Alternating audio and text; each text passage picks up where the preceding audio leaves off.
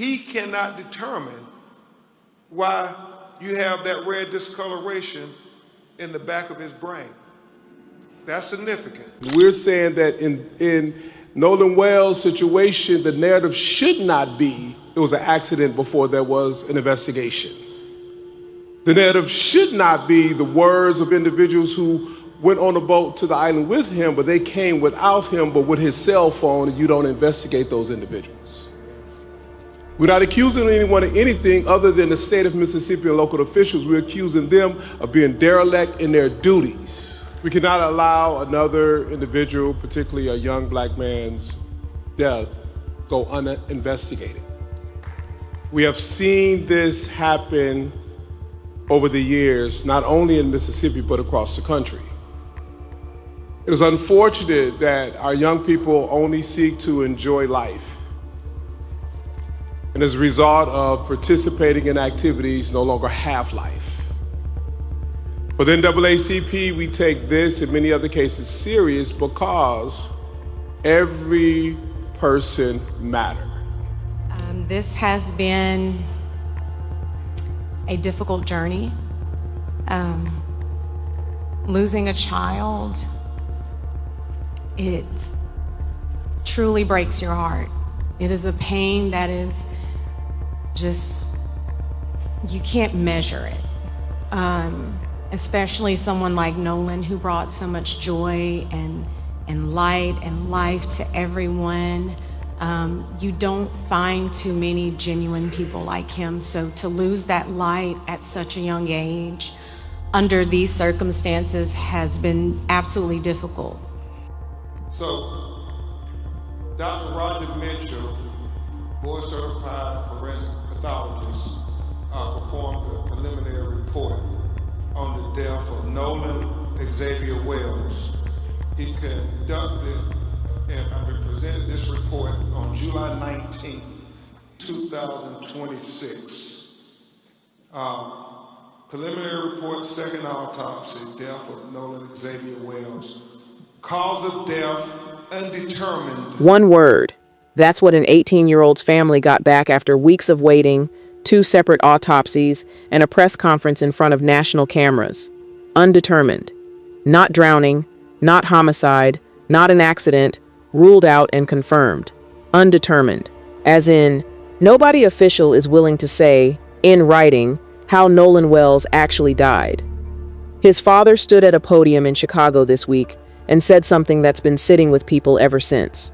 The things we're being told, that wasn't Nolan. Not, we don't believe it. Not, we're skeptical. He said it flat out. What they've been told doesn't match the son they raised. It's gonna be hard for our family from here on out. And like I said, every day is a challenge. We're gonna miss our son. And like my wife said, we just want honesty. We want to know what happened to our son, because the things that you're telling us, that's not the character of our son. We know our son.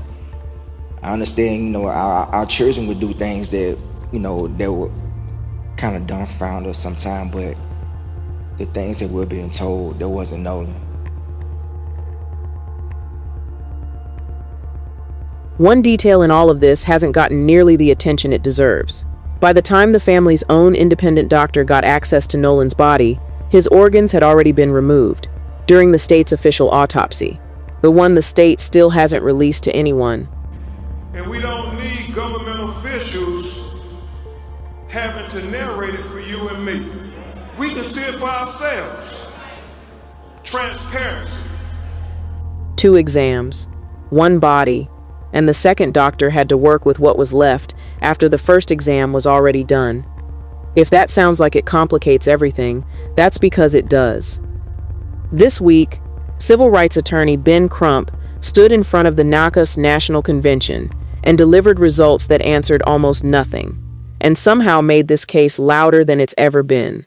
A reward that's now sitting at $125,000. A mother calling the silence from investigators concerning. A national organization formally demanding the Department of Justice get involved. So is this a drowning that just happened to a kid in the wrong place at the worst possible moment?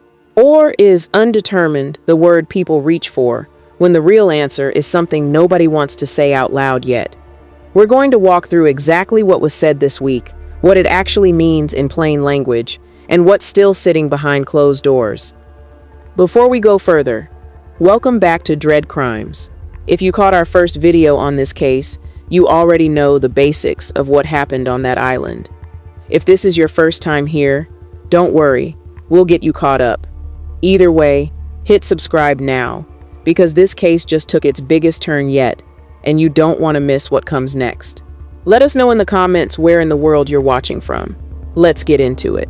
That word deserves a second look, because it's doing a lot of heavy lifting in this case, and most people watching this online have no idea what it actually means in a forensic report. Undetermined isn't a shrug. It's a specific, formal classification a medical examiner uses when the evidence doesn't clearly support any single conclusion: drowning, homicide, accident, or anything else, strongly enough to put it in writing. It's different from inconclusive, which usually means the testing itself failed or came back unusable. Undetermined means the doctor looked at everything available and still can't say with confidence what killed this 18-year-old or how. Medical examiners don't reach for this classification lightly. It's not a default setting. In most drowning cases, especially ones without obvious external trauma, the manner of death usually gets classified fairly quickly: accidental, in the vast majority of cases. For an experienced forensic pathologist to stop short of that classification here, something about the available evidence didn't line up cleanly enough to support it. That could mean there were findings pointing towards something other than a simple drowning. It could also mean there simply wasn't enough intact evidence left, after the first autopsy, to confirm a simple drowning with full confidence. Either explanation is possible, and neither one has been confirmed. That's not a small thing. Most autopsies, even complicated ones, land somewhere. This one didn't. And for a family that spent weeks hearing theories, rumors, and a sheriff's early comment ruling out foul play, undetermined doesn't feel like an answer. It feels like the case just got wider, not narrower. The setting mattered almost as much as what was actually said. On Wednesday morning, at the 117th NAACP National Convention in Chicago, Ben Crump stood alongside Nolan's parents, Christine and Elmore Wansley, and NAACP President Derek Johnson, in front of a room full of press and a national live stream. This wasn't a quiet local update handed to a Mississippi newspaper. It was staged, deliberately, in front of the largest civil rights gathering in the country, inside McCormick Place, one of the biggest convention centers in the United States. A family from a small Gulf Coast town, standing on one of the largest stages in American civil rights advocacy, just to get people to pay attention to how their son died. That choice of venue wasn't an accident. Days earlier, the NAACP's National Board of Directors had already adopted a formal resolution of condolence for the family, one that specifically called on local, state, and federal authorities, including the Department of Justice, to conduct a thorough, transparent investigation. Announcing the autopsy findings at the same convention where that resolution had just passed wasn't a coincidence. It tied this one family's grief directly into a much larger, national conversation about how officials handle cases like this. Crump introduced the doctor who conducted the independent autopsy, Dr. Roger Mitchell, president of the National Medical Association. Mitchell's report stated plainly that Nolan's cause and manner of death are undetermined, pending further investigation, and that the exam would help establish whether Nolan had any physical injuries to his body beyond drowning. That phrasing matters. The family didn't commission this exam to prove murder. They commissioned it to check for anything the original narrative might have missed. And even with that more modest goal, the answer they got back was still, essentially, we don't know yet. Christine Wansley described not having the official state results as concerning. Her husband went further, saying plainly that what they've been told about their son doesn't match who Nolan actually was. Neither of them accused a specific person of anything. What they did, clearly and repeatedly, was reject the idea that this case is settled. One detail here deserves more attention than it's gotten, because it changes how much weight this independent autopsy can actually carry. Nolan's body went through the state's official autopsy first. Standard procedure in cases like this includes removing and examining internal organs as part of determining cause of death, checking for things like water in the lungs, signs of internal injury, or anything else that points toward how someone actually died. By the time the family's independently hired doctor gained access to conduct a second exam, that step had already happened. Practically, that means the second autopsy wasn't a fully separate, from-scratch examination. It was working with a body that had already been through one full medical procedure, with organs already removed for the state's own analysis. That doesn't make the independent findings meaningless. Dr. Mitchell would still have been able to examine external findings, remaining tissue, and whatever records or samples were available from the first exam. But it does explain, at least partly, why the result came back this uncertain. Some of the most direct evidence, the kind that often settles a drowning versus something else question definitively, may simply not have been available anymore by the time the second doctor got involved. It also raises a fair question that hasn't been publicly answered. How much did the state's own findings already determine, and why haven't those results been released to the public, or, it seems, fully to the family either? If the first, more complete exam already reached a clear conclusion, the public still doesn't know what it is. And if it didn't reach a clear conclusion either, that's arguably even more significant, because it would mean two separate medical examinations, using two different sets of evidence, both came up short on the same basic question. An autopsy that raises more questions than it answers, and a state report that still hasn't seen daylight. That's not where a case like this usually stalls out. Subscribe to Dread Crimes now, because the next update on this one is going to matter.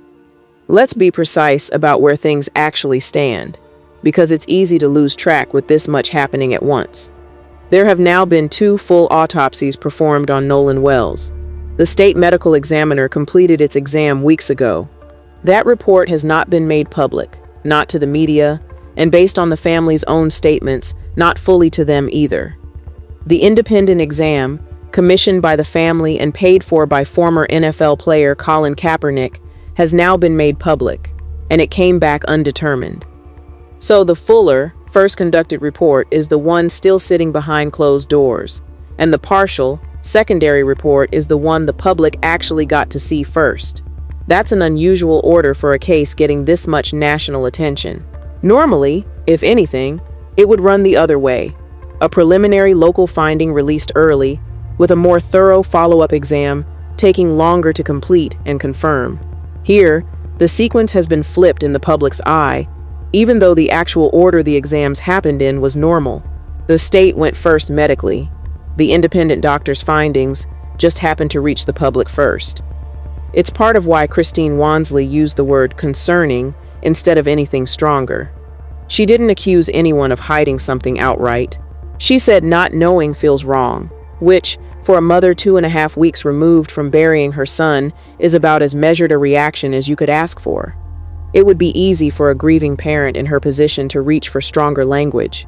She didn't.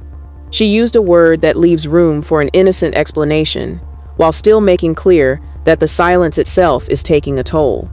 While the medical picture stayed murky, the financial pressure on this case kept climbing.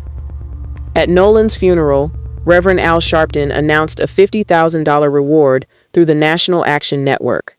Tyler Perry matched it on the spot, bringing the total to $100,000. By this week's Chicago announcement, that number had grown again. Former NFL player Terrell Owens added to the pool, pushing the total reward to $125,000, all of it offered for information leading to an arrest and conviction.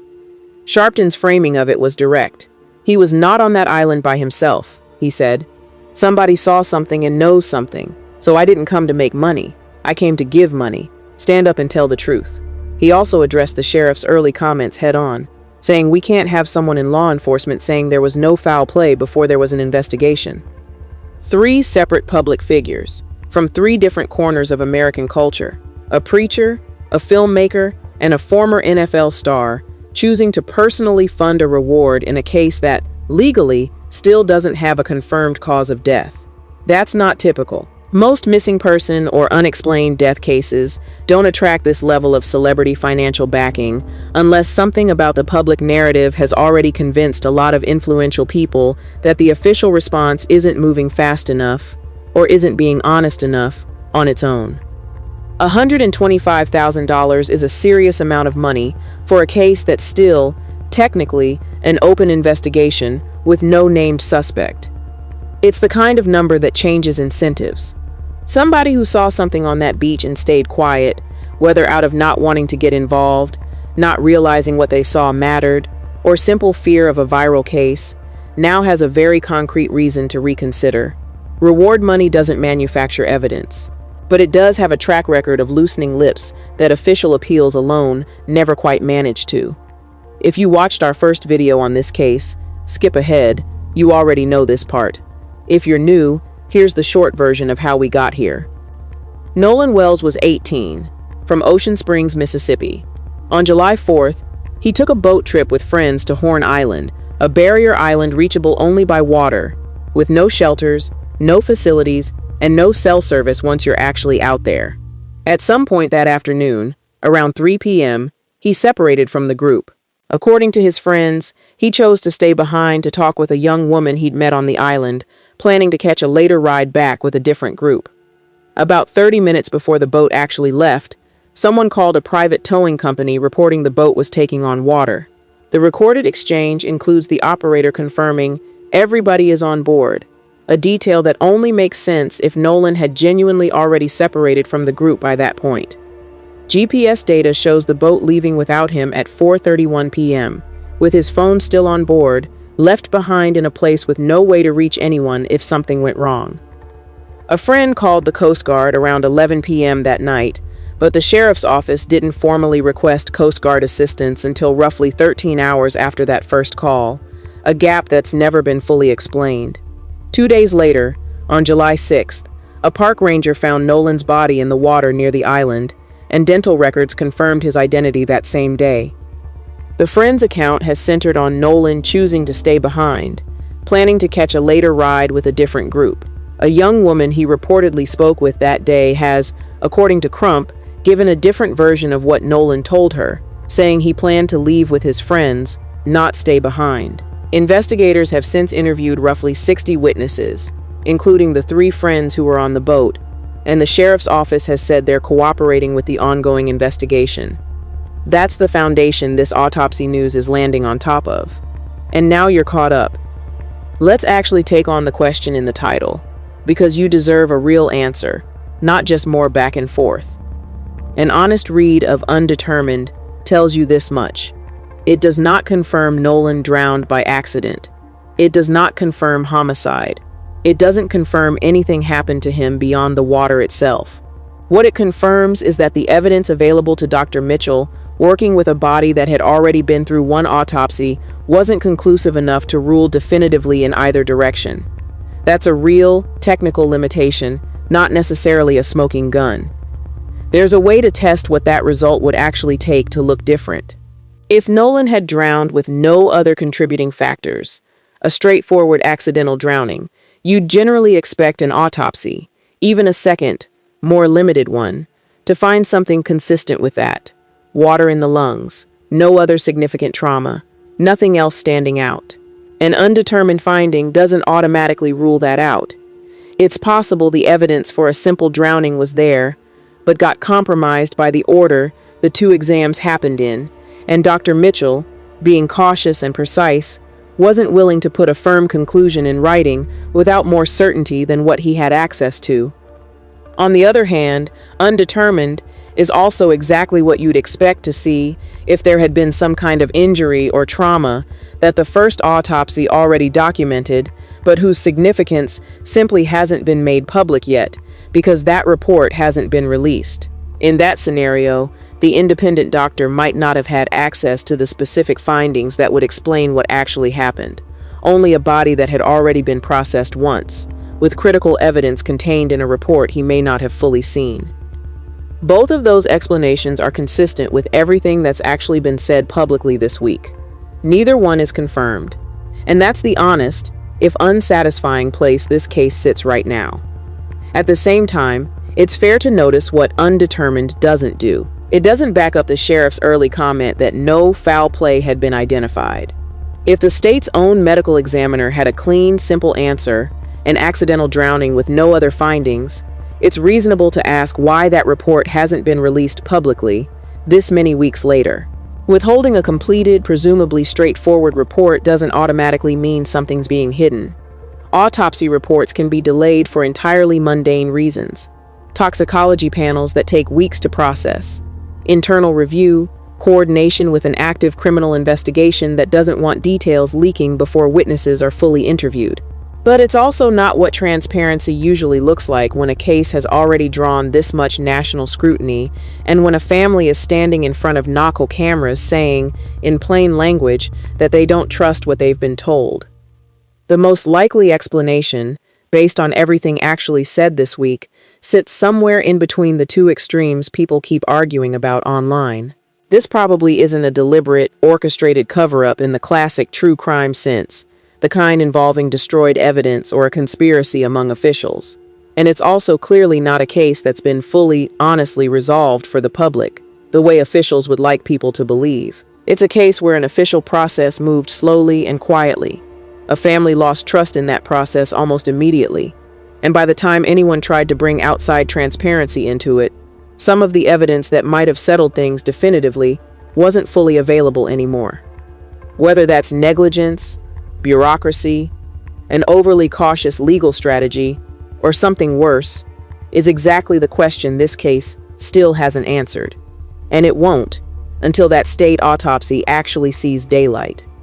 The state's own autopsy report is still out there, unreleased, and it might be the one document that actually settles this.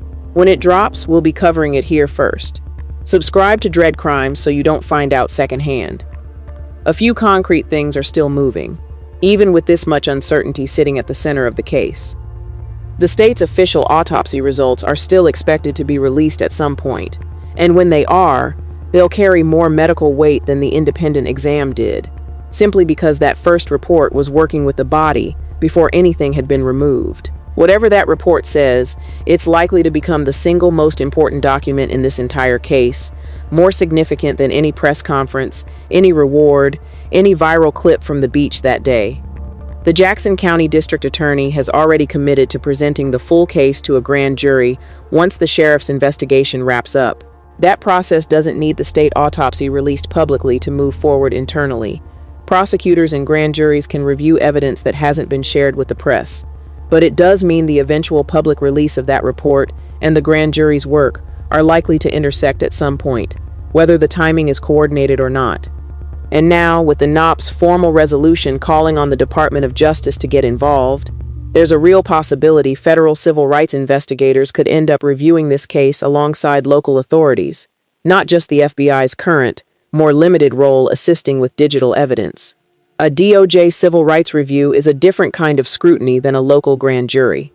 It doesn't necessarily mean charges are coming, but it does mean a case that started as a single sheriff's department's responsibility could end up with federal eyes on every step of how it's been handled so far, including that 13-hour delay, and including why the state autopsy has taken this long to become public. None of that guarantees a clean answer is coming, but it does mean the pressure on this case isn't easing up. It's compounding. $125,000 on the table. A national civil rights organization publicly involved with a formal resolution behind it. A grand jury still ahead. Potential federal review on the table. And a state autopsy report that, sooner or later, is going to have to become public, whether officials release it voluntarily or get compelled to. A few things worth chewing on before you go.